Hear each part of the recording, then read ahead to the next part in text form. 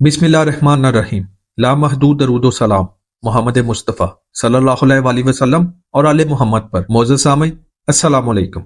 बनी इसराइल का अल जरार बिन कशफ नामी एक इबादत गुजार शख्स था। वो दिन भर रोजा रखता और रात भर इबादत करता। एक रात जब वो पिछले पहर सोया तो उसने ख्वाब देखा कि शहर की सबसे खूबसूरत फाहिशा औरत बुतों की पूजा कर रही है और इशारा मिला कि उसको तबलीग करो।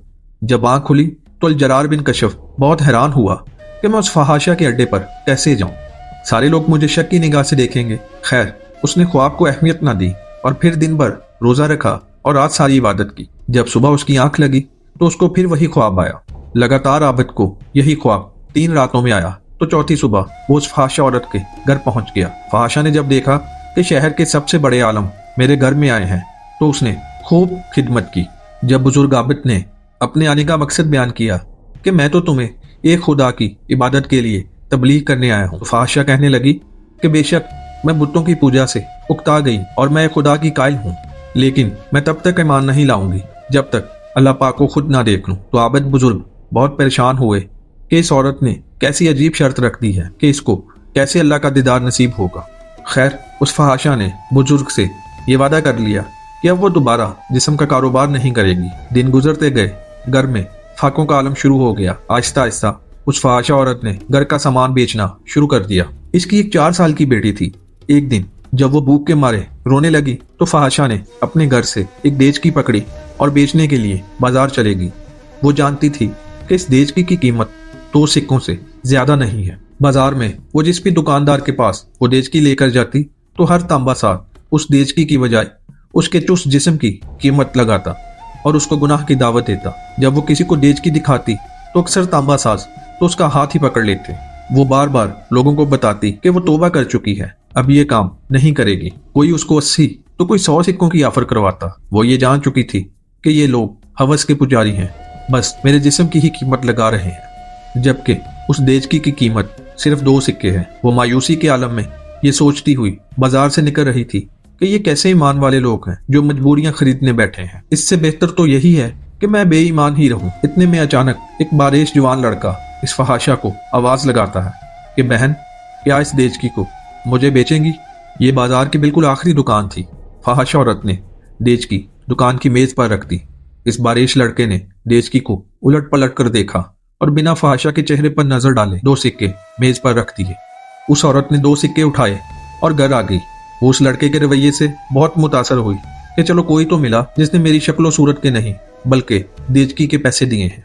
अगले दिन उसी फहाशा औरत ने फटा पुराना बुर्का पहना और नकाब करके उसी तरह की एक देचकी पकड़ी और दोबारा उसी तांबे के बाजार में पहुंच गई। उसने अपनी हालत ऐसी बना ली कि देखने वाले को लगे कि ये एक गरीब बुढ़िया है।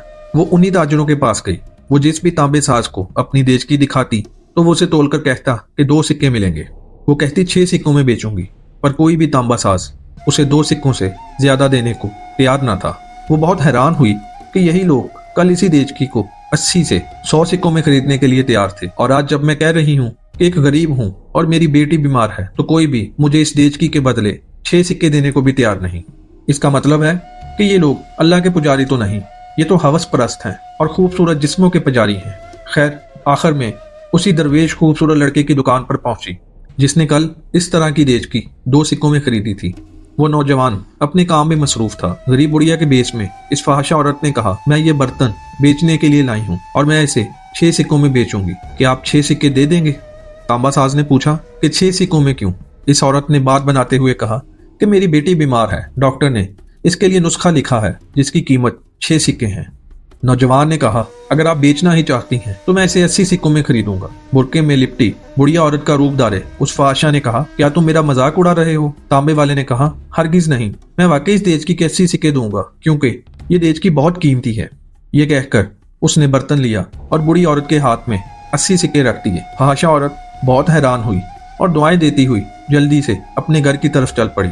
अल जरार बिन कशफ, जिन्होंने इस औरत को ईमान लाने को कहा था और इस औरत ने ये शर्त रखी थी, जब तक मैं अल्लाह को ना देख लूं मैं ईमान नहीं लाऊंगी। वो बुजुर्ग कहते हैं कि दोनों दफा औरत के साथ होने वाले वाकयात मैंने अपनी आंखों से देखे थे। इत्तेफाक से मैं दोनों दिन इसी बाजार में था। जब फहाशा 80 सिक्के इस नौजवान से लेकर चली गई तो अल जरार बिन कशफ फरमाते हैं कि मैं उस लड़के के पास गया और उससे कहा, बेटा लगता है आपको कारोबार नहीं आता। बाजार में कम व बेश सभी तांबे वाले इस देचकी को तोलते थे और 2 सिक्कों से ज्यादा किसी ने इसकी कीमत नहीं लगाई, लेकिन आपने 80 सिक्कों में इसे खरीदा है। वो लड़का नहायत अदब से बोला, मैंने बर्तन नहीं खरीदा है, मैंने उसकी बच्ची का नुस्खा खरीदने के लिए और 1 महीने तक का उसकी बच्ची की देखभाल के लिए पैसे दिए हैं।